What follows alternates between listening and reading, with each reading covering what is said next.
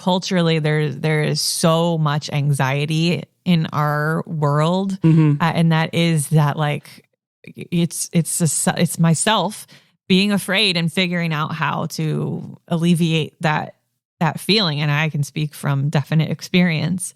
And it's just that learning of go to him as my source all the time. I love the scripture that says, be still and know that I am God. Be still. I'm not great at that. I'm not great at the stillness. I'm learning what it means to rest. He built that in. God built in. It was that important that he built it into creation to say, and I rested. God himself rested. I'm still very much learning what that looks like in the 21st century with all that we have going on, to be still and know that he is God. And Melissa Helser does this awesome teaching on that verse. And she kind of breaks down the words that be still means to slacken. And then it's the etymology there. It goes on and it says kind of when we slacken, he is made known. And so what it is me finding my strength in his ability. Oh, that's really so good. I'm able to let go, which anxiety does not let you do. You have to let go of control. You have to let go of that fear, let go of that self ambition that I can take care of myself. And I have to actually be still and let him be my God. I have to let him lead my life, find my strength in him, not in my own ability.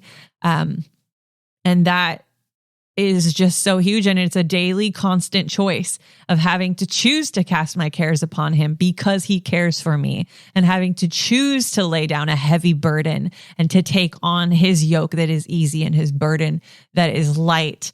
And I love the verses in Matthew 11. It says, come to me, all you who labor. I think we could all say this. It says, come to me, all you who labor and are heavy laden, and I will give you rest. And I don't think that means that you're just not going to have to do anything. I don't think that when we die and go to heaven, we're just going to be floating on clouds.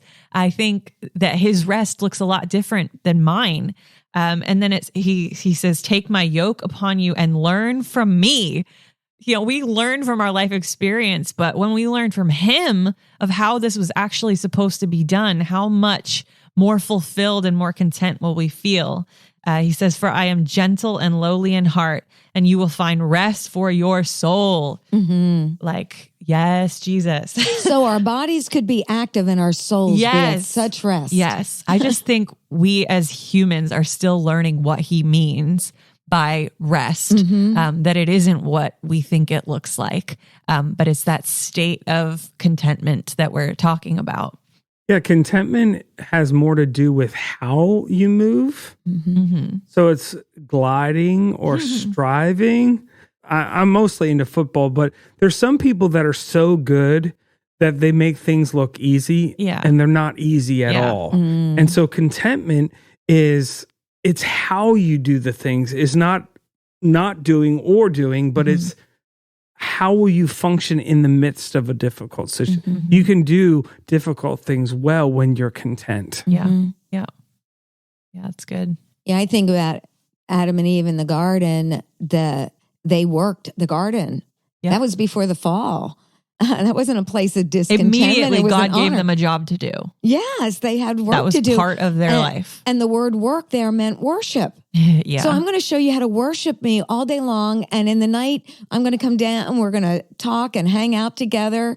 But you're going to be busy, tending, stewarding this amazing thing I created for you. Yeah. And so work was not a curse. No. Work actually was worship. Yeah.